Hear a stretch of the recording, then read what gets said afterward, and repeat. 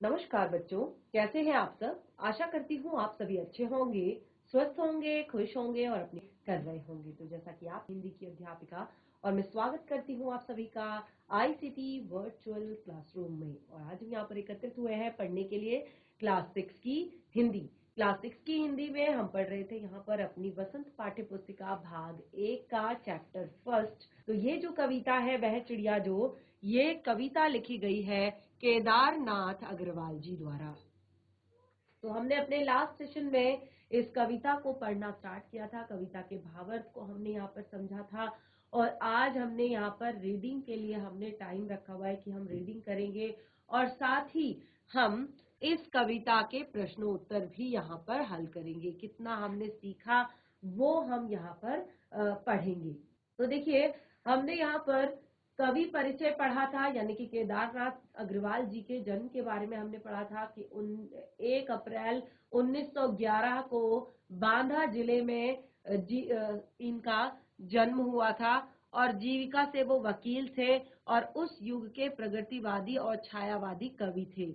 इनकी कुछ प्रमुख छोटी रचनाएं भी एक छोटे तौर पर मैंने यहाँ पर आपको बताई थी कि युग की गंगा, नींद के बादल, लोक और आलोक। तो ये कवि का परिचय हमने लास्ट। एक कविता जो कि नीले पंखों वाली एक छोटी सी चिड़िया है और कहती क्या है वो अपने लिए, वो कहती है, वह चिड़िया जो चोंच मारकर दूध भरे जुंडी के दाने रुचि से रस से खा लेती है, वह छोटी संतोषी चिड़िया नीले पंखों वाली मैं हूँ, मुझे अन्न से बहुत प्यार है।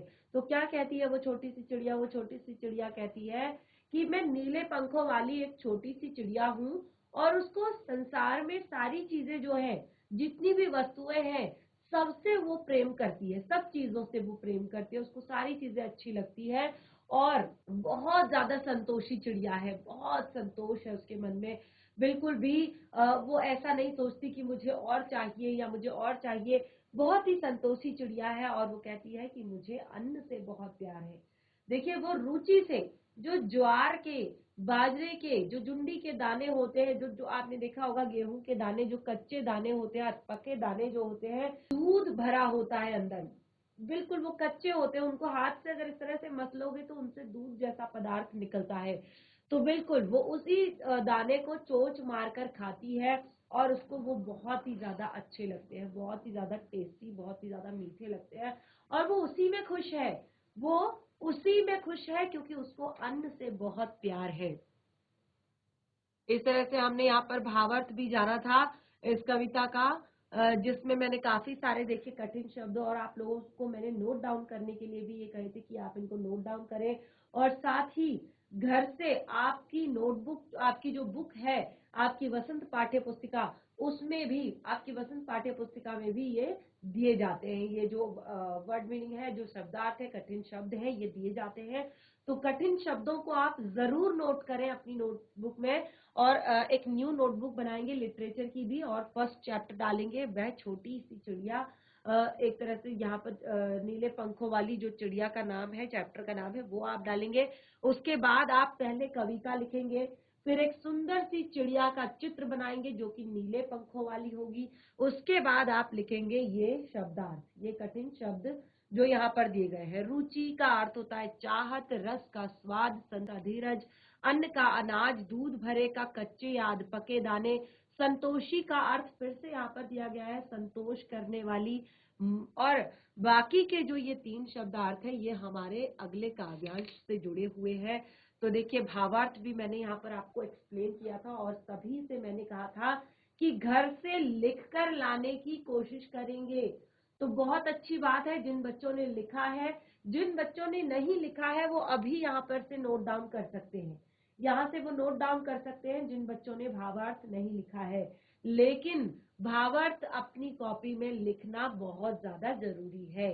ठीक है, एक एक स्टैंजा करके लिखेंगे। जैसे पहले एक लाइन लिखेंगे, एक शब्द लिखेंगे, फिर डैश डैश डैश करेंगे, फिर उसके बाद लास्ट शब्द लिखेंगे, उसके बाद पहले स्टैंजा का भावार्थ लिखेंगे, फिर दूसरा स्टैंजा यानी कि दूसरा काव्यांश लिखेंगे जो कि इस तरह से है। दूसरा काव्यांश जो है वो इस तरह से है, वह चिड़िया जो कंठ खोलकर बूढ़े वन बाबा के खातिर रस उड़ेल कर गा लेती है वह छोटी मुंह बोली चिड़िया, नीले पंखों वाली मैं हूँ, मुझे विजन से बहुत प्यार है। तो इस काव्यांश को आप लिखेंगे वह चिड़िया जो वह, ठीक है, और उसके बाद लिख डैश डैश डैश करेंगे, फिर लिखेंगे बहुत प्यार है। ठीक है, इस तरह से आप इसका क्या करेंगे, भावार्थ लिखेंगे। तो क्या भावार्थ बताया था कि वह चिड़िया जो कंठ खोलकर यानी कि अपनी पूरी ताकत के साथ कंठ खोलकर बूढ़े वन बाबा के खातिर, बूढ़े वन बाबा, देखिए वन को बूढ़ा क्यों कहा है, वन को बूढ़े वन बाबा इसीलिए कहा है क्योंकि वहां पर बहुत सारे जो पुराने पुराने वृक्ष है, जैसे मैंने आपको बताया था काफी बरगद का जो वृक्ष होता है काफी पुराना होता है, पीपल का वृक्ष, आम के वृक्ष, साल सागौन के वृक्ष, तो बहुत पुराने पुराने वृक्ष होते हैं। और वो एक तरह से काफी वर्षों से चिड़िया को एक तरह से घोंसला देते हैं, उसको घर देते हैं, पशु पक्षियों को छाया देते हैं।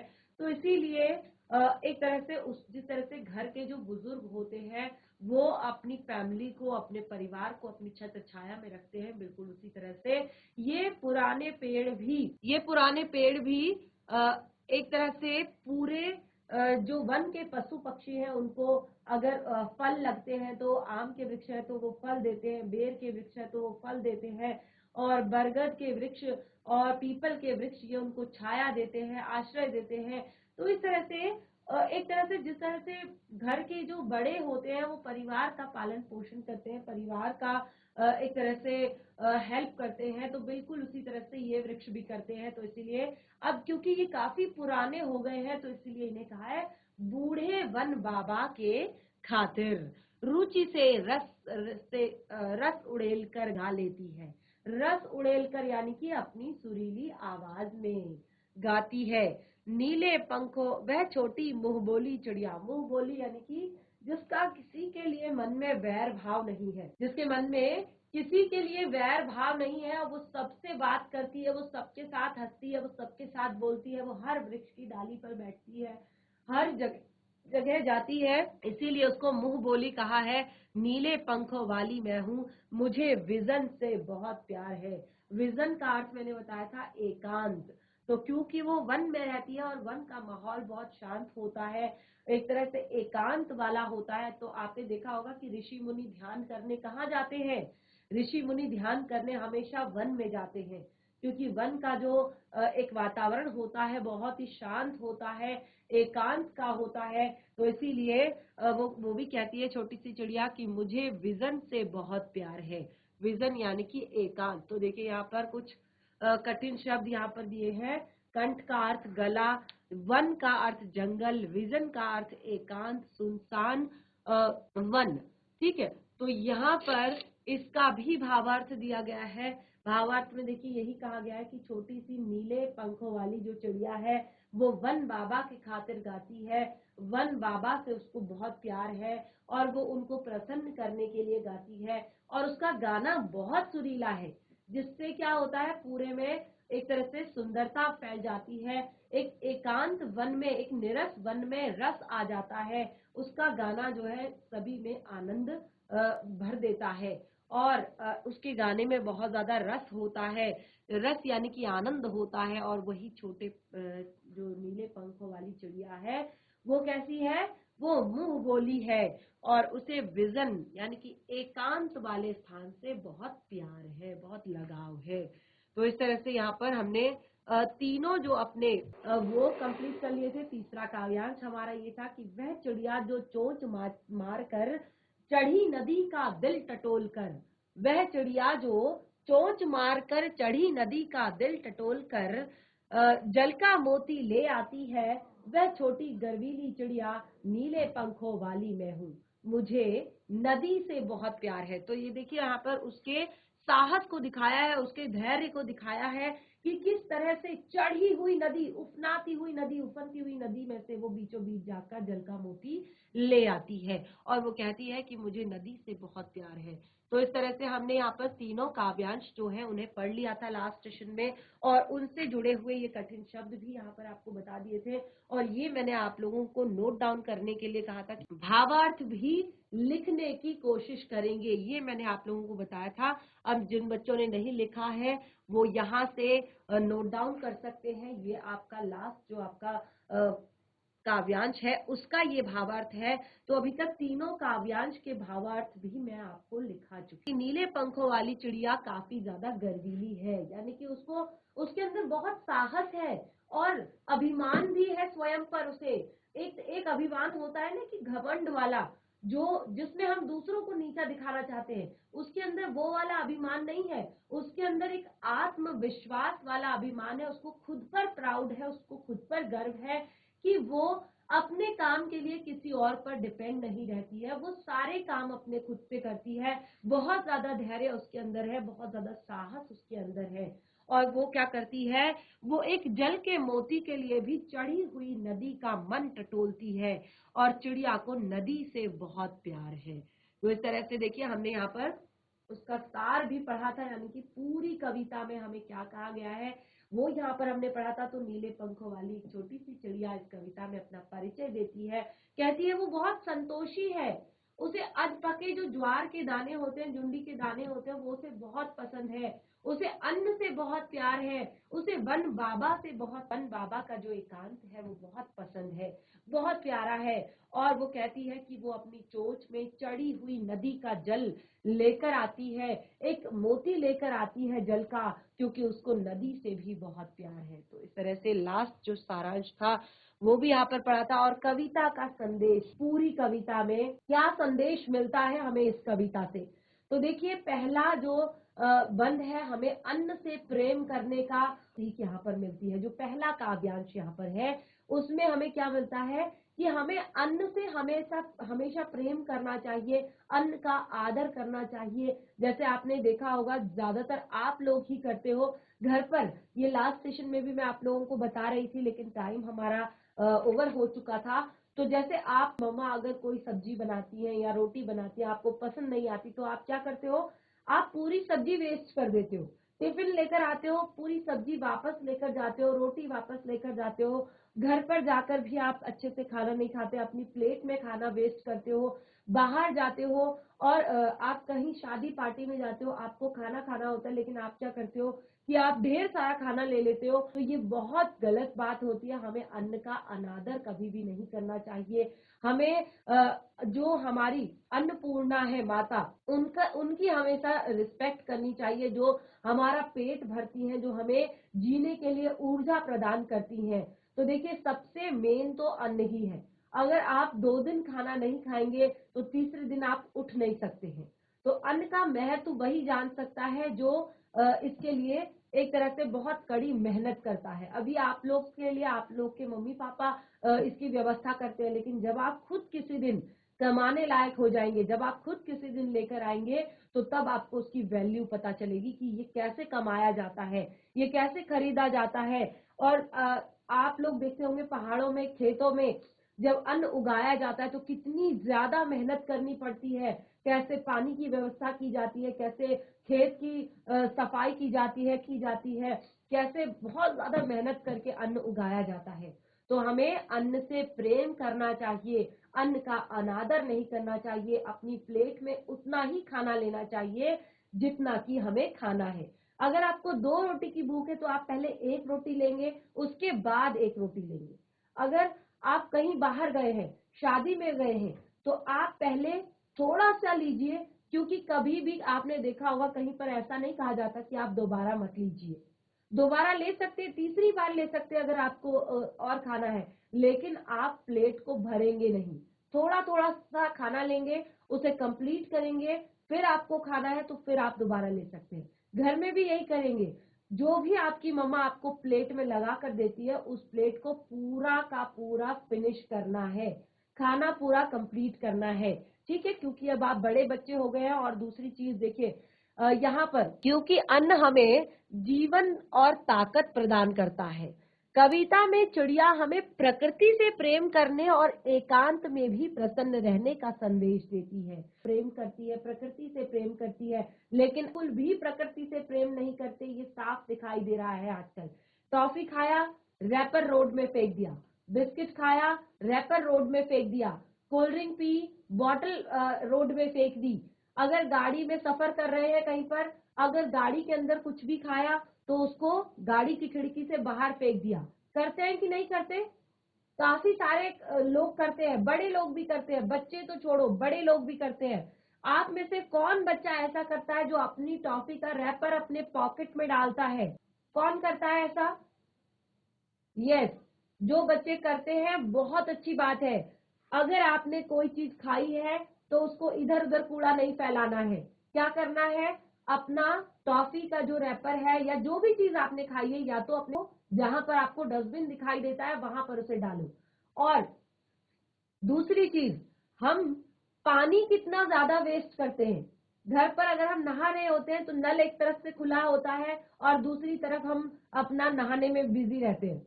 हमें ऐसे नहीं नहाना है, हमें पानी की बाल्टी भर लेनी है, उसके बाद हमें नहाना स्टार्ट करना है। ठीक है, इससे क्या होता है कि पानी हमारा वेस्ट नहीं होता। घर पर कोई भी काम कर रहे हैं, अगर आपका कहीं पर पानी का आप देखते हैं नल अगर खुला हुआ है तो उस नल को बंद करना है। अपने आसपास सफाई रखनी है। हो सके तो कहीं पर अगर आपको खाली जगह दिखाई देती है तो वहां पर पौधे लगाने हैं। और इसके लिए आप देखिए स्कूल जाते हैं तो आपको इंकरेज करना है, लोगों को इसके लिए प्रेरित करना है कि हमें पेड़ पौधे लगाने चाहिए, क्योंकि जितना हम पेड़ पौधे लगाएंगे तभी हमें शुद्ध वायु मिलेगी श्वास लेने के लिए, एक तरह से सांस लेने के लिए। क्योंकि जो हम सांस लेते हैं वो है ऑक्सीजन, और जो पेड़ पौधे सांस लेते हैं वो है कार्बन डाइऑक्साइड, जिसको हम छोड़ते हैं। तो देखिए, जब हम पेड़ लगाएंगे तभी तो वो हमें ऑक्सीजन देंगे और तभी तो वो हमारे द्वारा छोड़ी गई कार्बन डाइऑक्साइड को ग्रहण करेंगे और हमारे वातावरण को स्वच्छ करेंगे। ठीक है, तो कविता में चिड़िया हमें प्रकृति से प्रेम करना भी सिखाती है और एकांत में प्रसन्न रहने का भी संदेश देती है। और खास तौर पर ये बच्चों के लिए है। आप लोगों को अगर पढ़ाई करनी होती है तो आपको हमेशा एकांत चुनना चाहिए और ऐसा नहीं सोचना चाहिए कि मुझे अकेले बिठा दिया यहाँ पर, मुझे पढ़ने के लिए बोल रहे हैं। ये आपकी पढ़ाई का समय है, एकांत प्रिय भी होना चाहिए। हमेशा देखिए, वो तो माहौल माहौल की बात है कि कहाँ पर कैसा माहौल होता है, लेकिन आपको ज्यादातर जो है एकांत भी प्रिय होना चाहिए।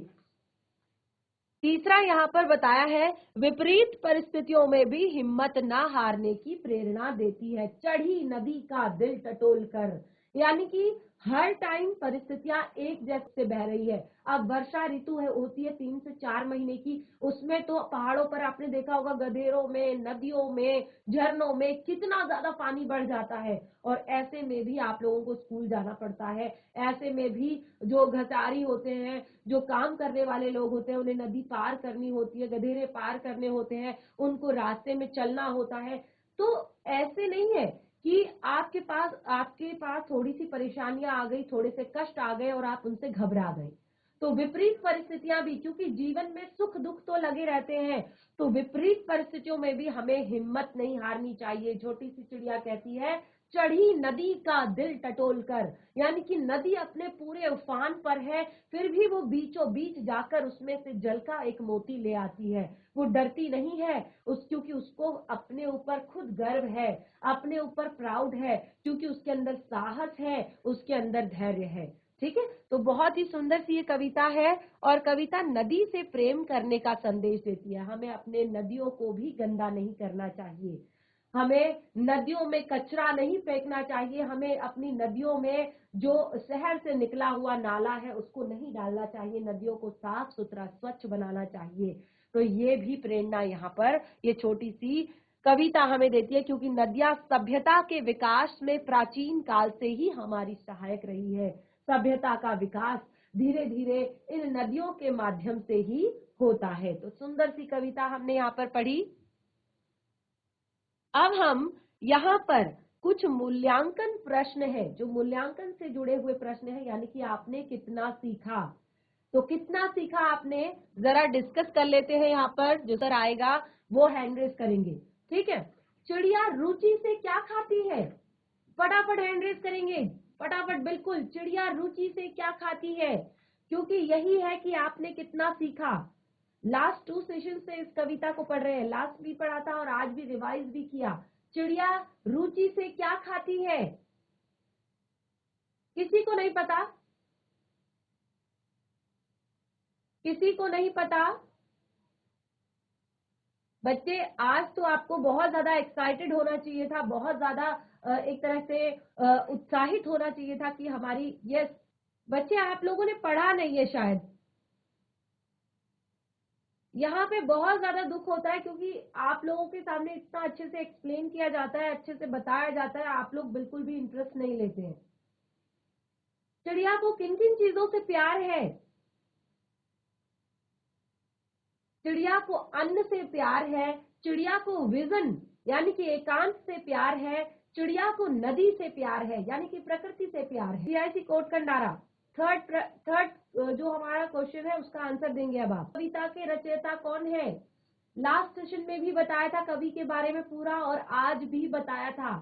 कोट कंडारा, कोई और बच्चा? फटाफट माइक लीजिए बच्चा। पूरी क्लास भरी हुई है, केवल एक बच्चे ने आकर आंसर दिया है।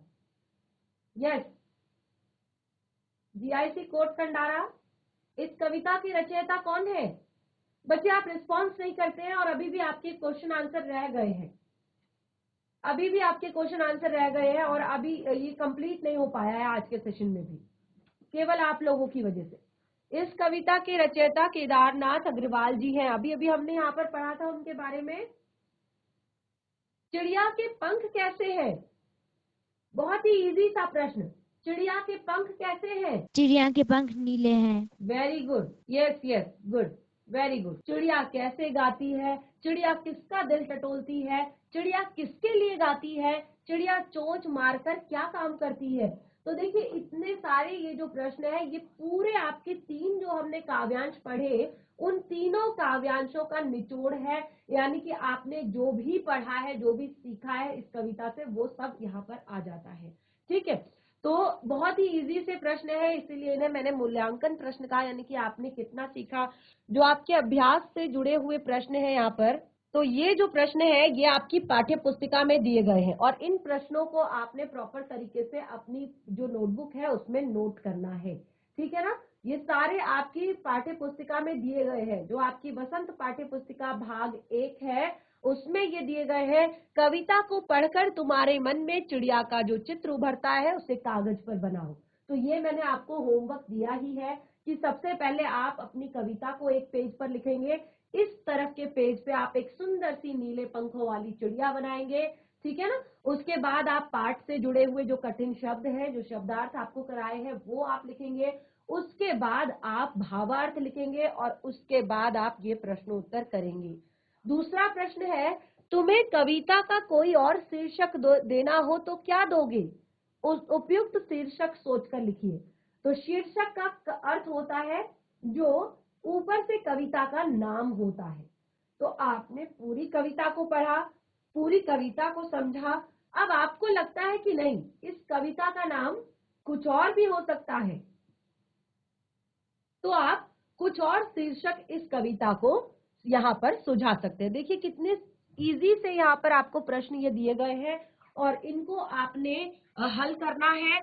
जो हमारा नेक्स्ट सेशन होगा उसमें मैं सबसे पहले आप लोगों से पूछूंगी कि जिसने ये वाला चैप्टर कंप्लीट कर लिया होगा वही आगे पढ़ेगा। ठीक है, इसको घर पर नोट डाउन करेंगे, सभी करेंगे नोट डाउन। हैंड रेज कीजिए, अपनी नोटबुक में लिखेंगे इस पूरे चैप्टर को जिस तरह से मैंने बताया है, बिल्कुल उसी तरह से। यस, जीआईसी कोट कंडारा, आप लोग नहीं लिखेंगे? अभी नहीं लिखना है, ये अभी नहीं लिखना है। घर पर जिस तरह से बताया है, पहले कविता उतारेंगे, उसके बाद चिड़िया का चित्र बनाएंगे, उसके बाद कठिन शब्द लिखेंगे, उसके बाद भावार्थ लिखेंगे, उसके बाद प्रश्न उत्तर। इस कविता के आधार पर बताओ कि चिड़िया को किन किन चीजों से प्यार है।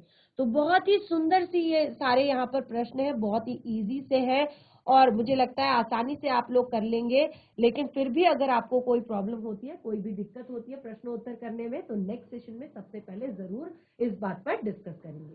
तो इस तरह से हमारा आज का सेशन और हमारा ये चैप्टर यहीं पे कंप्लीट होता है। हम मिलेंगे अपने नेक्स्ट सेशन में, तब तक के लिए धन्यवाद। आपका दिन शुभ हो।